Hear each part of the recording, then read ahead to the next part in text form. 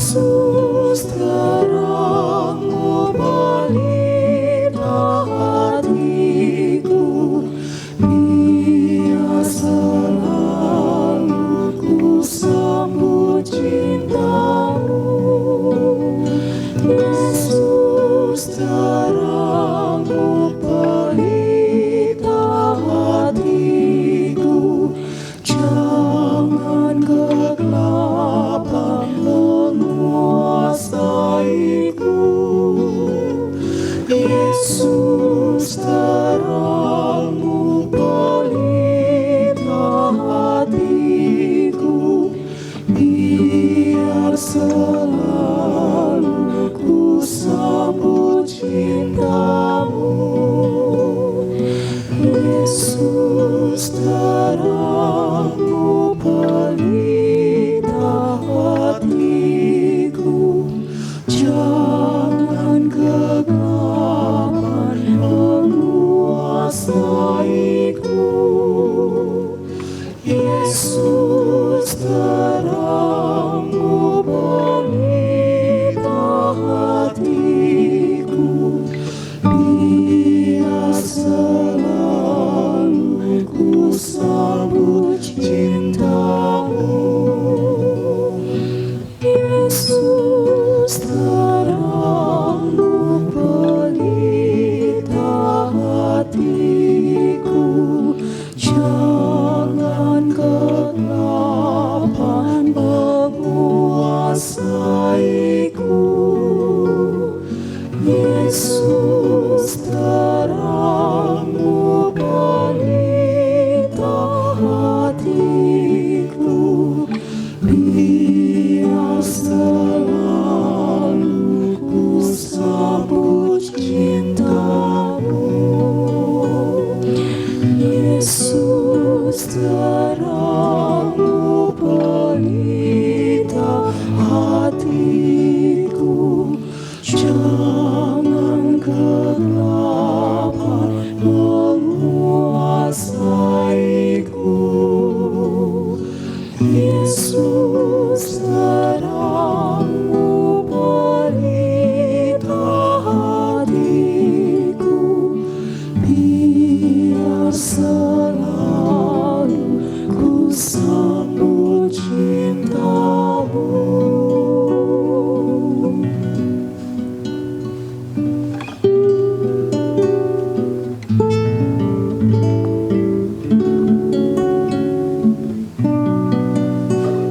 Ya Yesus Kristus, cahaya kehidupan. Kegelapan telah menguasai kehidupan ini, dan kami menjadi tidak berdaya. Di masa ini, jiwa kami yang kering sering bertanya, mungkinkah masih ada harapan?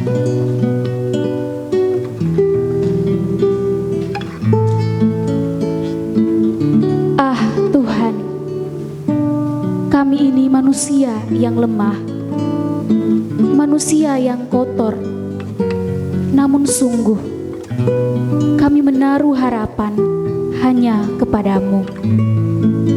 Perkenankanlah kami datang, ya Tuhan. Terangilah hati kami, agar kami dapat menyambut cintamu. Amin. Aku melayangkan mataku ke gunung-gunung. Dari manakah akan datang pertolonganku? Pertolonganku ialah dari Tuhan yang menjadikan langit dan bumi. Ia takkan membiarkan kakimu goyah. Penjagamu tidak akan terlelap. Sesungguhnya tidak terlelap dan tidak tertidur penjaga kami.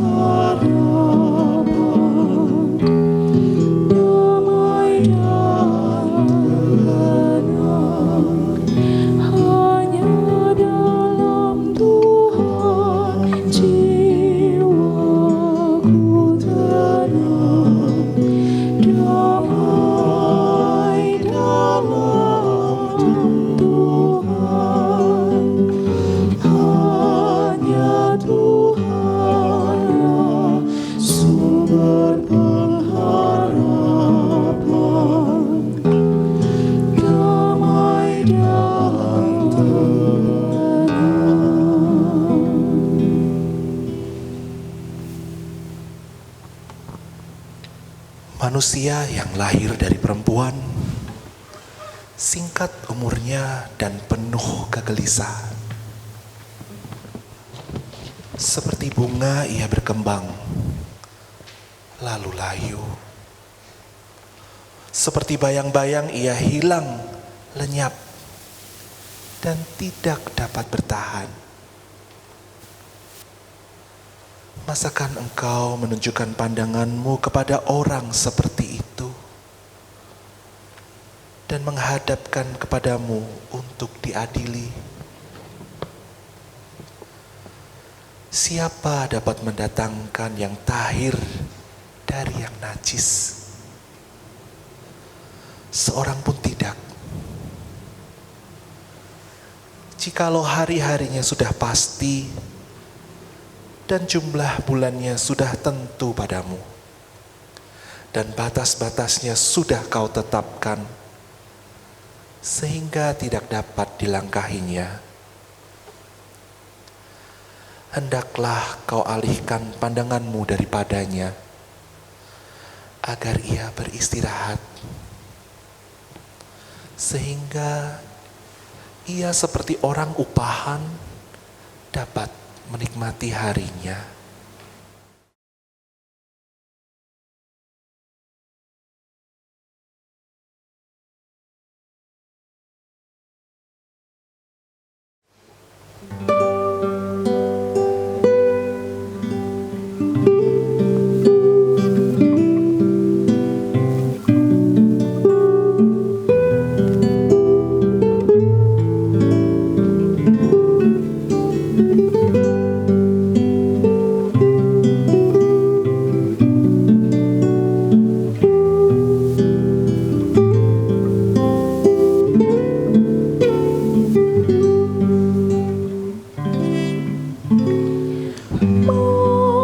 Bila dengar doaku, Yesus menebus.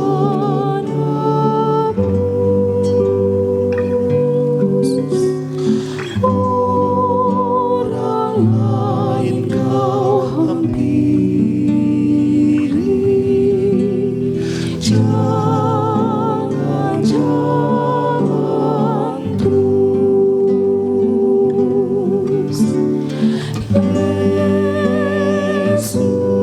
Yesus Tuhan, dengar doaku.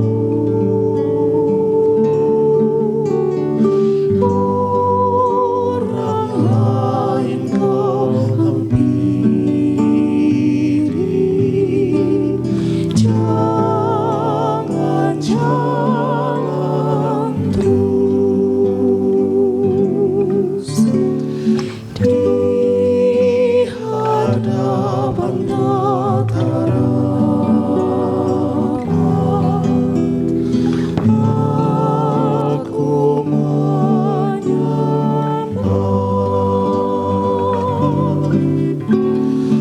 duduk dalam penyesalan. Tuhan tolonglah.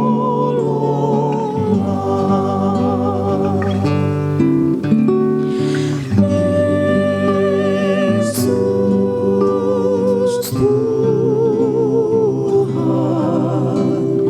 dengar doaku.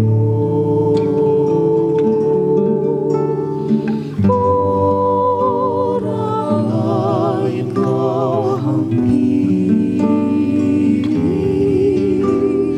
jangan terus.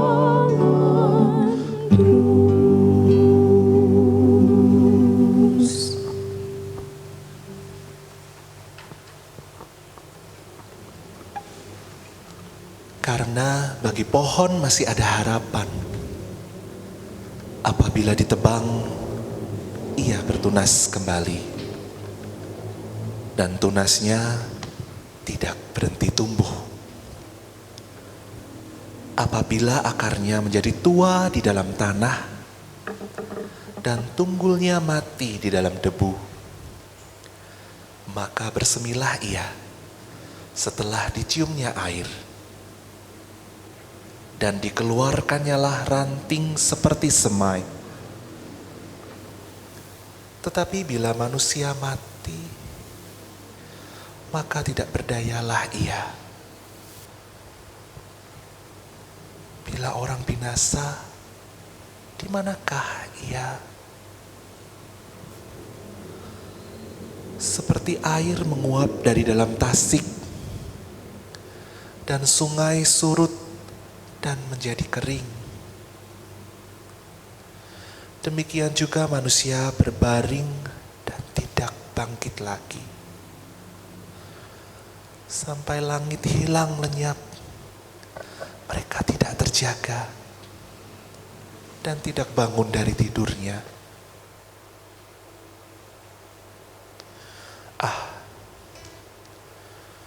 Kiranya Engkau menyembunyikan aku di dalam dunia orang mati,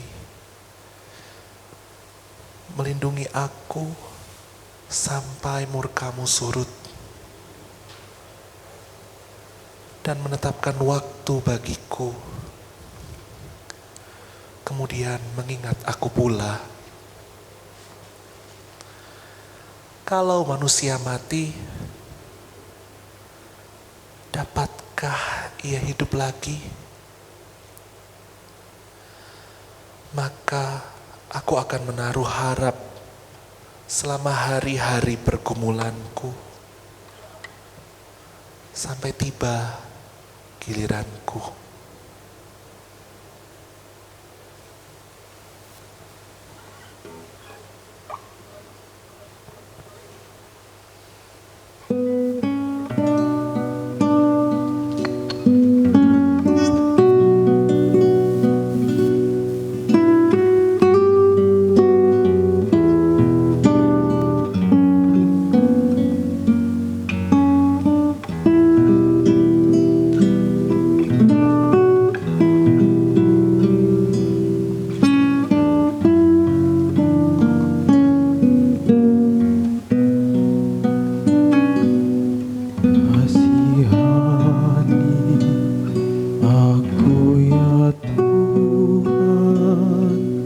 Sebab ku rasa sesat, selamatkanlah aku ya Tuhan, oleh kasih setia-Mu. Kasihani aku ya Tuhan, sebab ku rasa sesat. Selamatkanlah aku ya Tuhan, oleh kasih setia-Mu. Padamu Tuhan aku berlindung, jangan sekali-kali ku mendapat malu.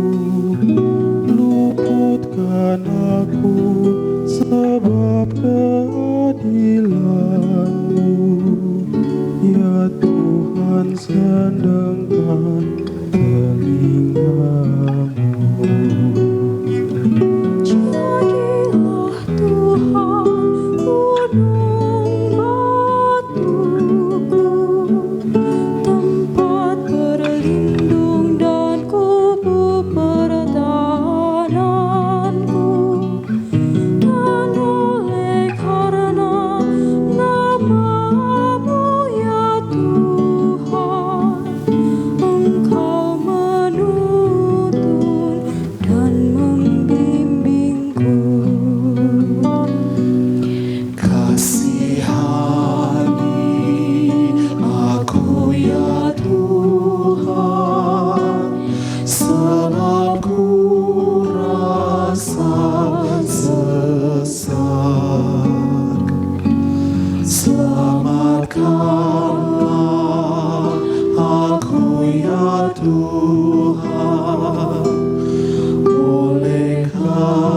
kasih setiamu.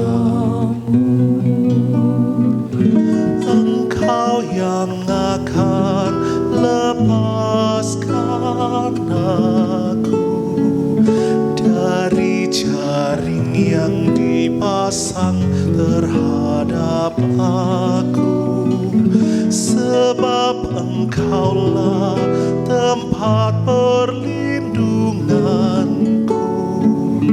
Engkaulah Tuhan penyelamatku.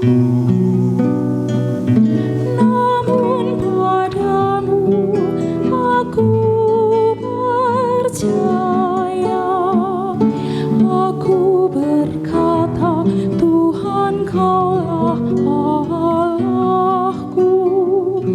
Masa hidupku ada dalam tangan-Mu, lepaskanlah aku dari musuh-Mu. Kasihani aku ya Tuhan, sebab ku rasa sesat. Selamatkanlah aku ya Tuhan, oleh kasih setiamu. Buat wajahku pun bercahaya atas hamba-Mu ya Tuhan penyelamatku. Selamatkan aku dari yang mengejarku, selamatkan oleh kasih setiamu. Kasihani aku ya Tuhan, sebab ku rasa sesat. Selamatkanlah aku ya Tuhan, oleh kasih setiamu.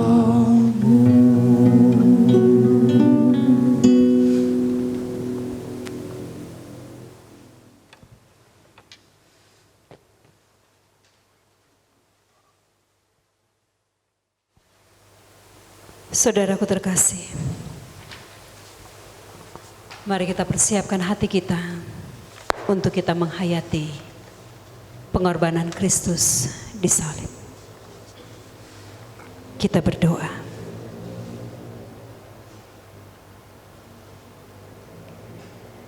Dalam kefanaan kami Tuhan, seringkali kami putus asa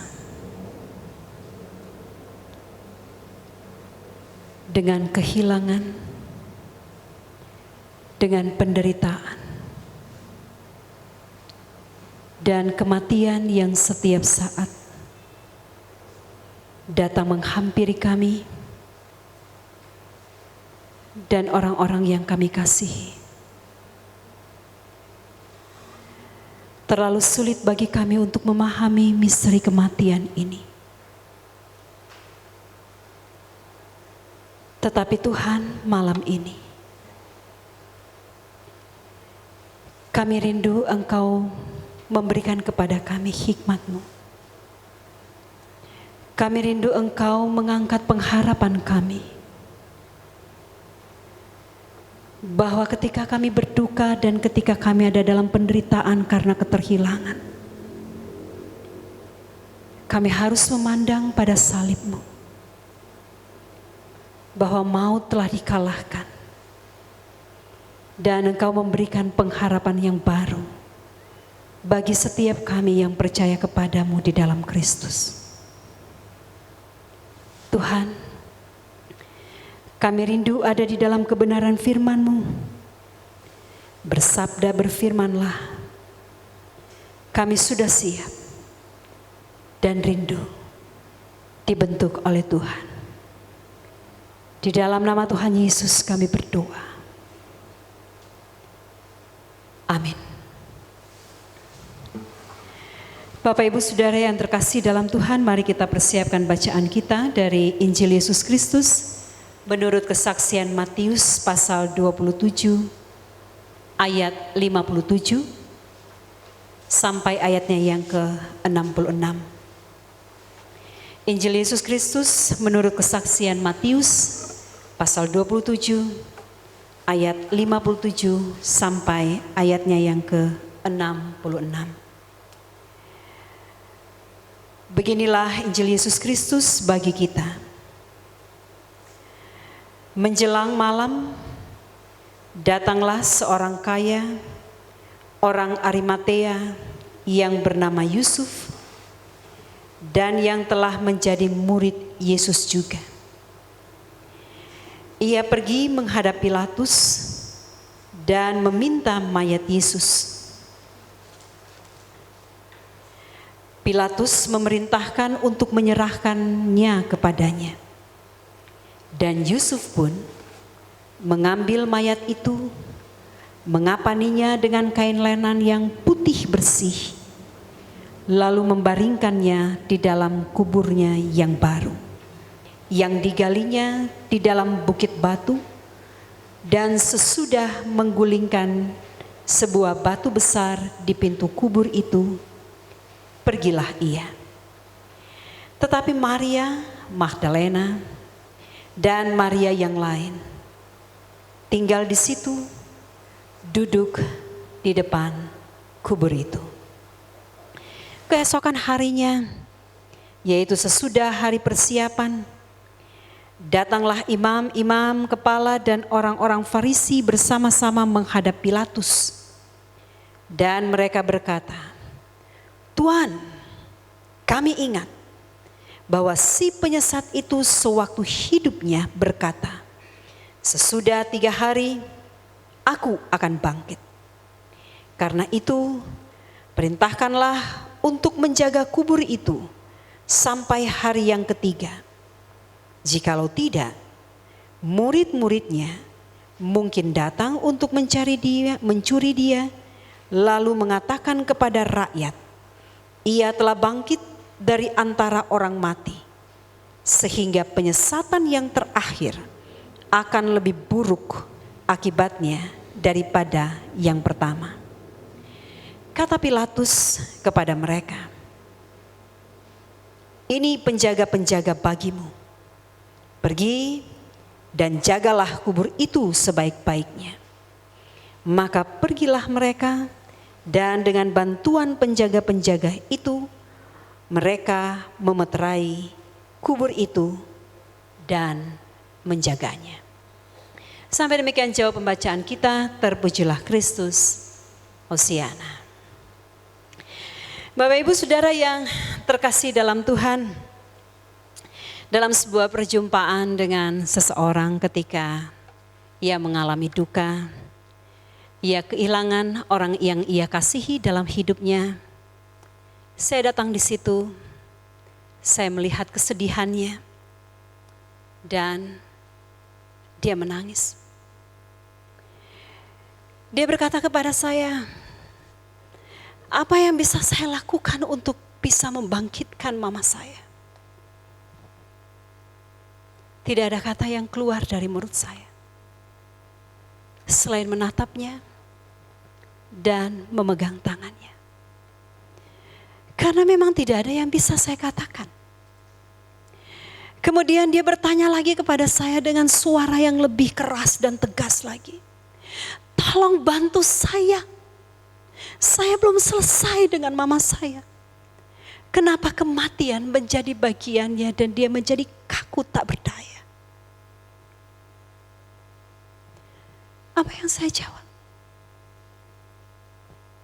Saya hanya memegang tangannya, menatap wajahnya.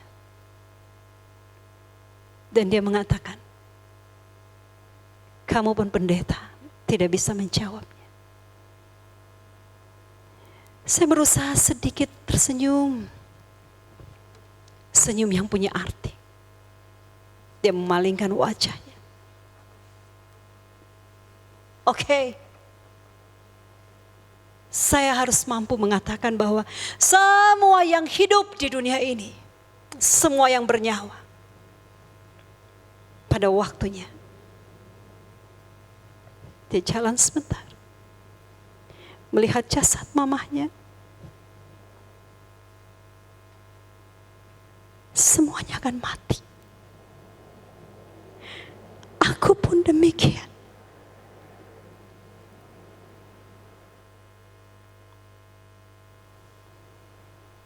Apakah saya bisa menjawab? Gak bisa. Saya hanya hadir di situ untuk memberikan penguatan. Dan sebuah rumusan yang ia katakan itu adalah sebuah rumusan yang ya memang secara teori semua yang hidup itu akan pada saatnya akan mati. Semua yang hidup pada saatnya akan berlalu begitu. Tetapi di sisi yang lain saya melihat ada sebuah perasaan yang betul-betul dia tidak mau membangkitkan lagi pengharapannya terhadap sesuatu yang akan terjadi setelah kematian menjadi bagian hidup dari orang yang ia kasihi. Kalau kita sama-sama tadi memperhatikan, kalau kita sama-sama tadi menghayati apa yang dibaca oleh liturgos yang di dalam kitab Ayub di situ, saya membayangkan posisi Ayub pun ada di dalam situasi yang seperti itu pada waktu itu. Kenapa tidak? Ayub dalam masa jaya-jayanya. Ayub dalam masa-masa keemasannya. Ia memiliki begitu banyak ternak, ia memiliki begitu banyak budak, ia memiliki begitu banyak harta, anak-anaknya laki-laki dan anak-anaknya perempuan, semuanya itu adalah orang-orang yang hebat begitu. Di dalam pasal 31 atau pasal 30 dari Ayub di situ dikatakan bahwa anak-anak Ayub itu tidak kegantengannya, kegagahan mereka, keelokannya, kecantikan anak-anaknya Ayub itu tidak ada seorang pun yang di dalam negeri itu yang menyamai si anak-anak Ayub gitu. Jadi sebenarnya dia ada di puncak sebagai bapak, dia memiliki begitu banyak anak, begitu 7 laki-laki dan 3 perempuan, kemudian dia memiliki begitu banyak harta. Tetapi kenapa sesuatu yang buruk terjadi dalam hidupnya? Sampai-sampai istrinya pun ada di dalam situasi yang, hello Ayub, apakah engkau akan masih tetap setia dengan Allahmu yang sudah membuat engkau seperti ini? Halo, coba kamu sadar sekarang.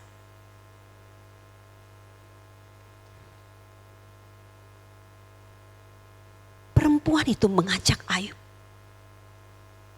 untuk mencampakkan Allah yang diyakininya sebagai sebuah kebenaran. Demi keyakinannya, demi percayanya si Ayub. Dia mengatakan, pergi engkau perempuan gila, apakah engkau hanya mau menerima yang baik-baik saja? Dan engkau menolak yang tidak baik dari Tuhan?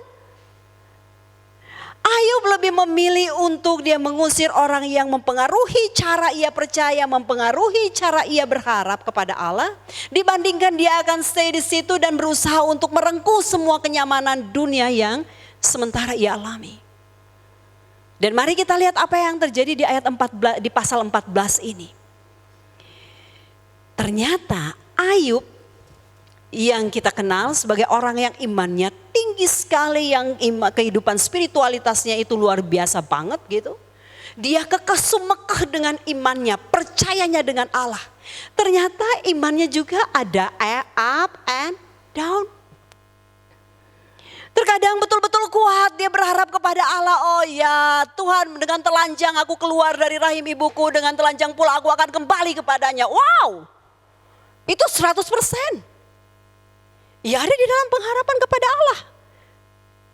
Jadi dia yakin bahwa harta yang dia kumpulkan itu sudah nggak ada gunanya gitu. Pada akhirnya ketika kematian itu menyapa dia, oke. Dengan telanjang aku keluar, dengan telanjang juga aku akan kembali. Selesai. Kemudian ada pengakuan yang paling tinggi dan itu selalu diucapkan oleh orang ketika kita melayat. Betul ya? Tuhan yang memberi apa? Tuhan yang mengambil. Kemudian kita katakan kepada orang lain bahwa terpujilah nama Tuhan. Kalau di dalam posisi ini kita bisa sepakat mengatakan bahwa Ayub ada di dalam posisi iman yang betul-betul tinggi sekali gitu. Wah, performa spiritualitasnya itu lagi tinggi-tingginya gitu. Tapi ayat 14 mari kita lihat. Ketika dia dalam keadaan on dying. Dalam keadaan sekarat. Hak yang dia miliki dalam hidupnya hanya nafas yang masih melekat di dalam dirinya.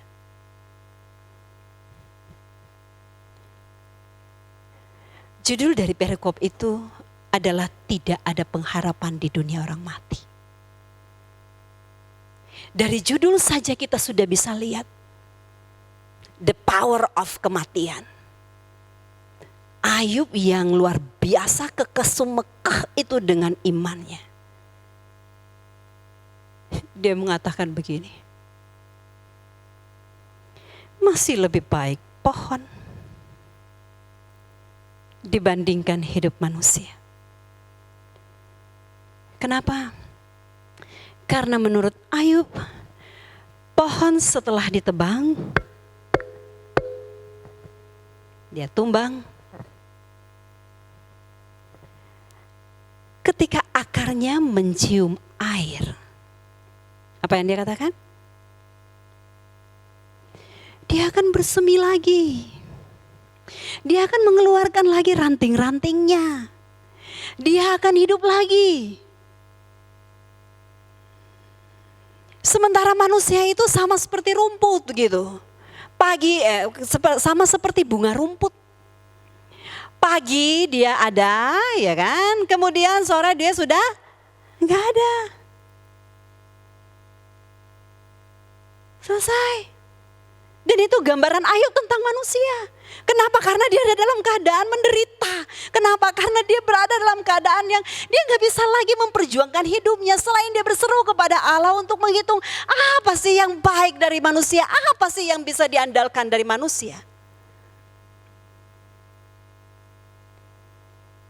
Dan dia mengatakan bahwa hidup manusia itu sama seperti bayang-bayang. Yang setiap saat bisa lenyap.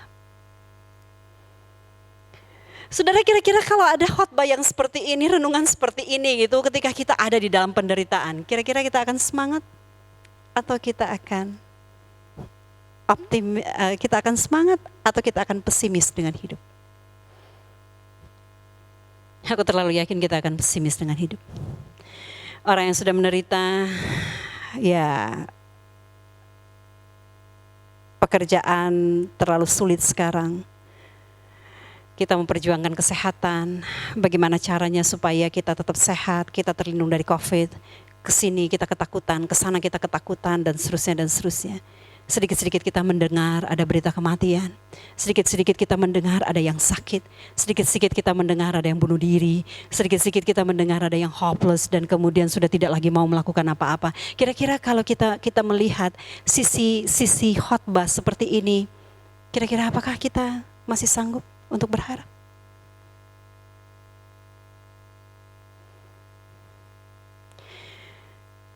Siapa yang bilang hidup manusia itu kekal? Enggak. Tetapi inilah fungsinya, inilah sesuatu yang bisa kita rayakan ketika kita memiliki iman di dalam Yesus Kristus. Makanya saya mengatakan kepada orang-orang Kristen begitu, kepada jemaat-jemaat Tuhan gitu, ketika mereka menggunakan ornamen-ornamen seperti salib, kemudian di rumah mereka ada salib, kemudian di mana ada salib, di dalam mobil juga ada salib, kemudian di mana-mana. Apa salib bagimu? Rata-rata orang mengatakan bahwa salib itu bagi saya adalah penderitaan. Sehingga kalau menjadi orang Kristen kemudian kita menderita, ya itu memang sudah alam kita adalah alam penderitaan gitu. Apakah itu yang dimaksudkan dengan bermegah di dalam salib? Saya rasa kok enggak, iya. Karena memang betul Yesus dihukum secara dalam cara yang sangat-sangat hina gitu. Hinanya kenapa? Karena ketika diputuskan untuk salib begitu, untuk disalibkan begitu, itu berarti posisi Yesus itu tergantung begitu. Kakinya tidak di bumi dan dia juga tidak ada di langit. Sehingga ini memberikan arti dan memberikan hiasan bahwa itu orang yang disalib pada zaman Yesus digambarkan sebagai orang yang sangat-sangat keji, sangat-sangat jahat, saking jahatnya tidak diterima bumi dan tidak diterima langit.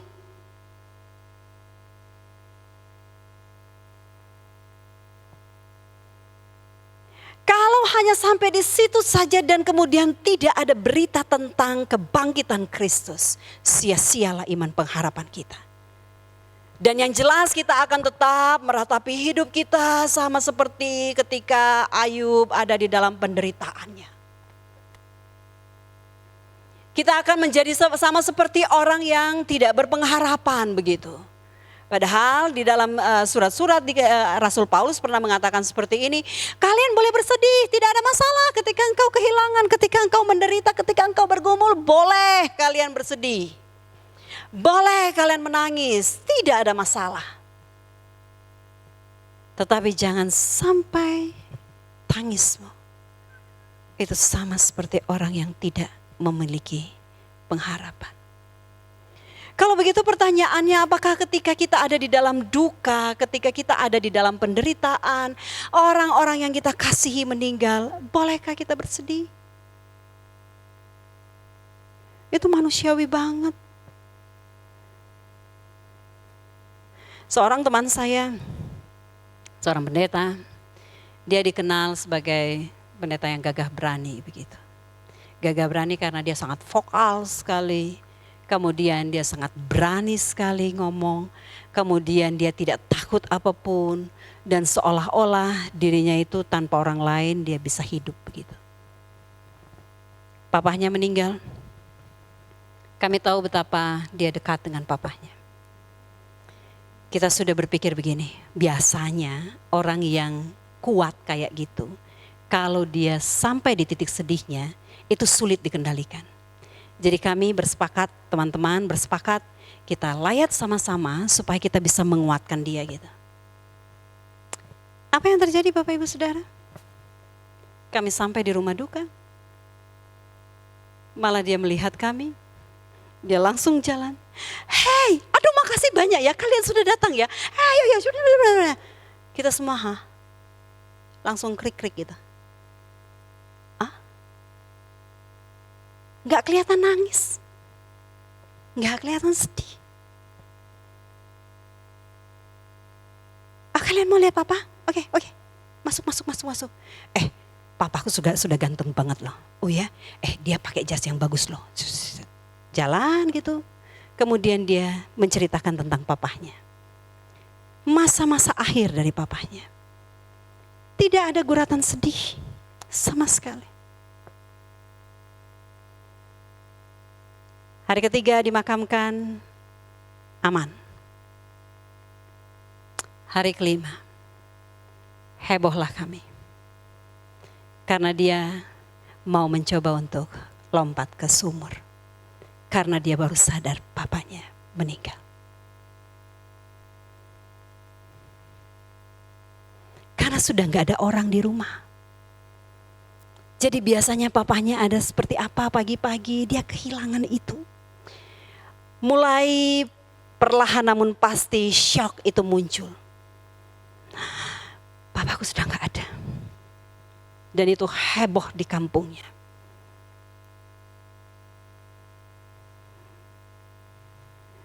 Makanya kalau misalnya kita ada di dalam kesedihan karena keterhilangan itu wajar. Tetapi bukan berarti kita memelihara itu dan kemudian kita tidak punya pengharapan.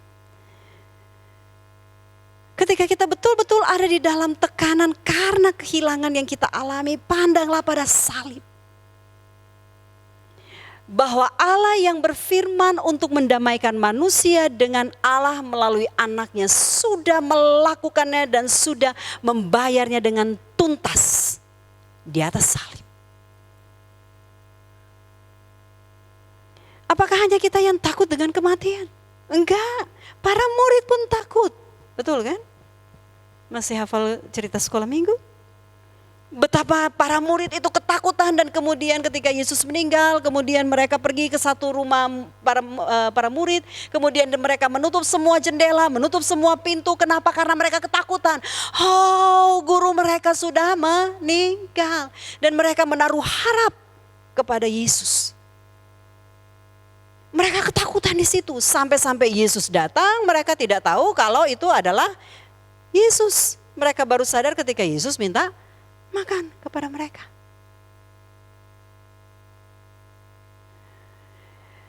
Tema kita di Sabtu Sunyi ini bagi saya tidak hanya kepada mereka yang sementara mengalami kehilangan orang yang mereka kasihi. Saya juga jujur, saya sementara bergumul untuk menerima kenyataan bahwa ya papa saya sudah meninggal. Oke, kalau begitu apa berita penghiburan di balik itu? Oke, ada salib Kristus. Oke, dia sudah memulai kehidupannya yang baru bersama dengan Yesus. Dan itu sudah urusan Tuhan.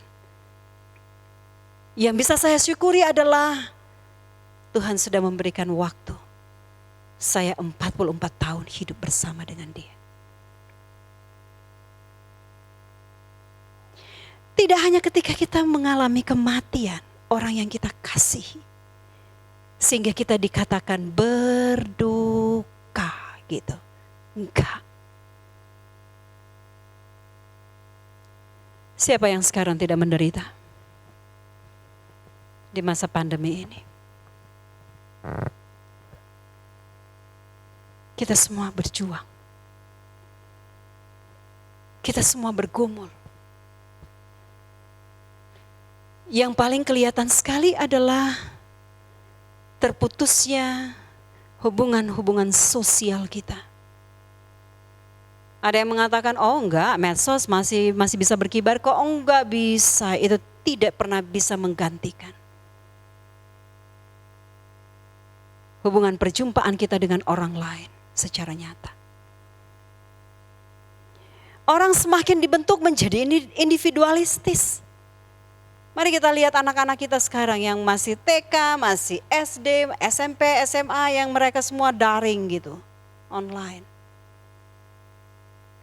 Secara tidak sadar kalau kita tidak intervensi sampai ke dalam, karakter mereka dibentuk oleh dunia maya.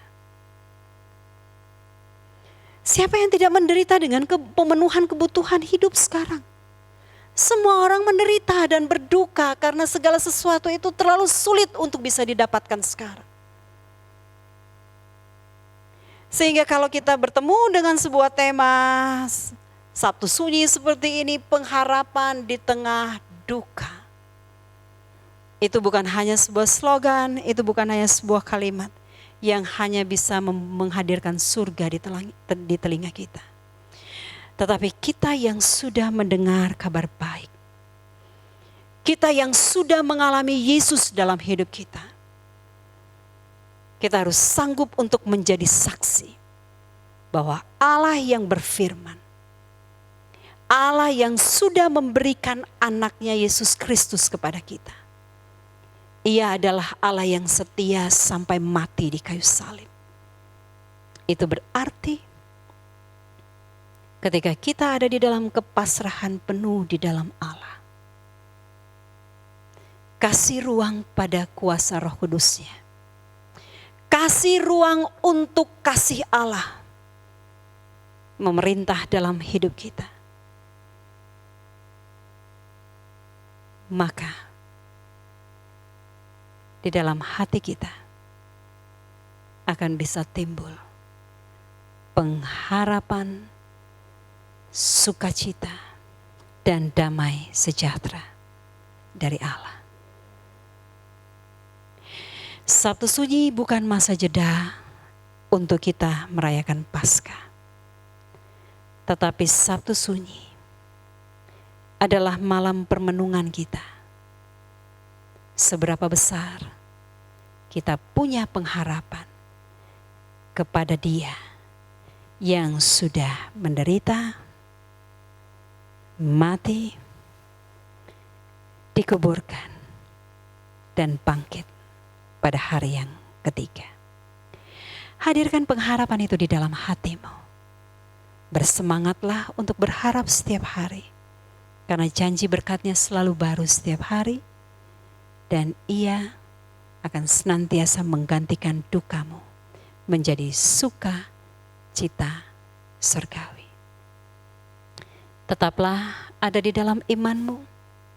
Ketika engkau mendapati imanmu up and down, pastikan engkau tahu caranya untuk bangkit. Hubunganmu yang intim dengan Tuhan itu senantiasa sanggup memulihkan hidupmu, masa lalu, masa kini, dan masa dia akan datang. Ebenezer, sampai di sini Tuhan menolong kita. Amin. Saat hening bagi kita.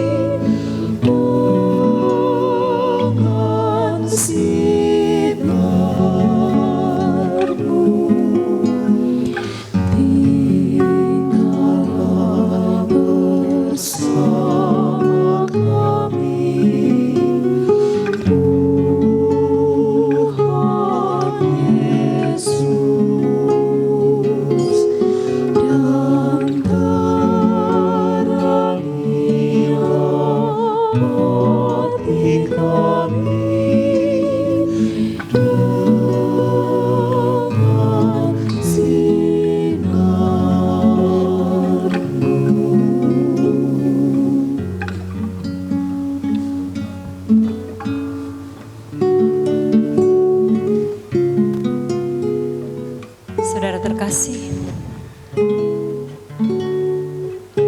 mari kita naikkan syafaat kita kepada Allah.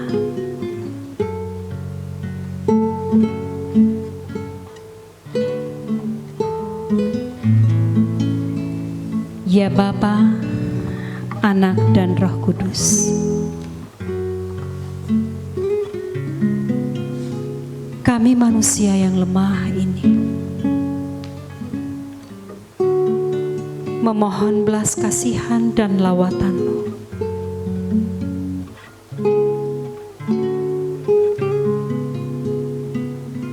Dengarkanlah seruan kami, ya Tuhan dan Allah kami. Dengarkanlah permohonan kami, Tuhan.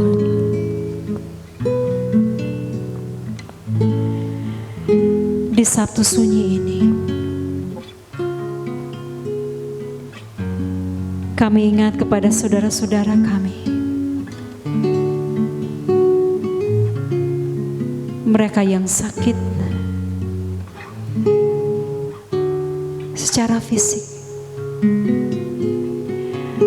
ataupun mereka yang sakit secara psikis karena beban-beban kehidupan yang mereka alami.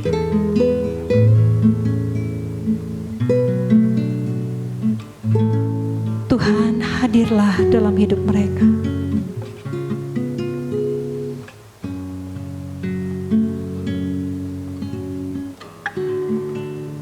Masing-masing kami rindu menyebutkan nama mereka di dalam hati kami.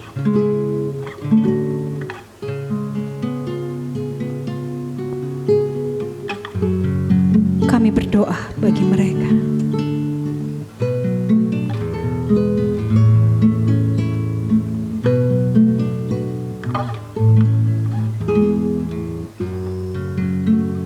Tuhan,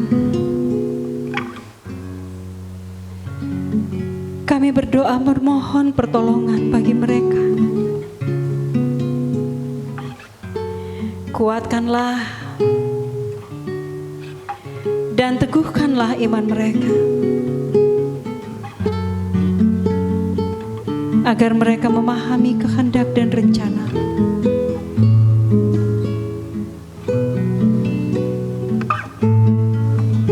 Di dalam Kristus Yesus, kami memohon. Kabulkanlah permohonan kami, ya Tuhan.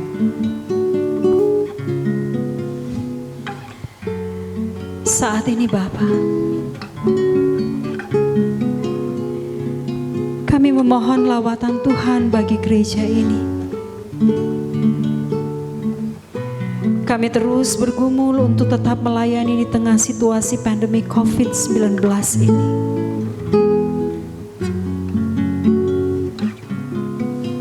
Tuhan berkati setiap pemberian diri dari para pelayan Tuhan. Pendeta Yefta Setiawan Kris Gunadi, Pendeta Helen Ruth Manurung, Pendeta Emeritus Iman Santoso, Majelis Jemaat, badan-badan pelayanan, dan seisi keluarganya. Tuhan kiranya akan memberkati mereka.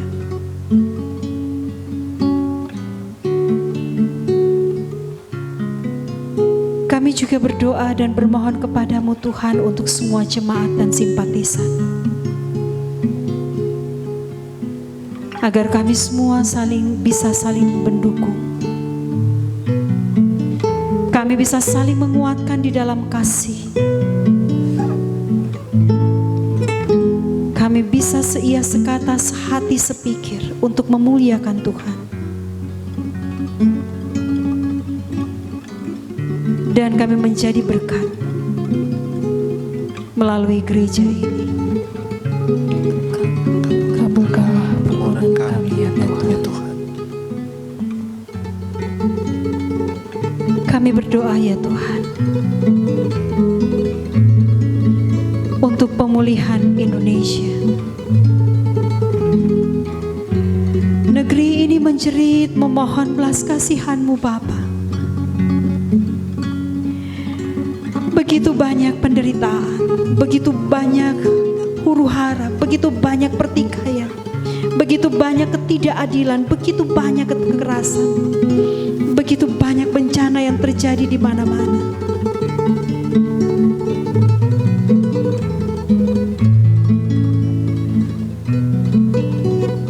Semua orang sudah mulai menjadi egois.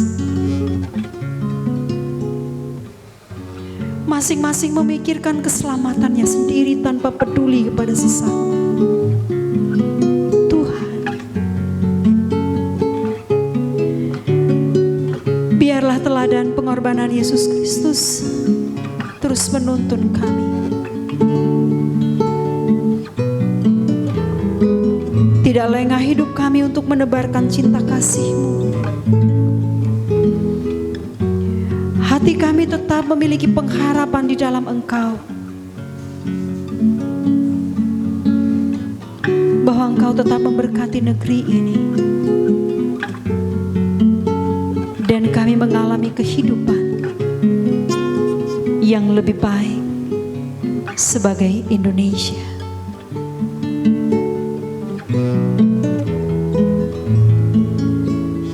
Di dalam nama Tuhan Yesus kami memohon. Kabulkanlah permohonan kami ya Tuhan.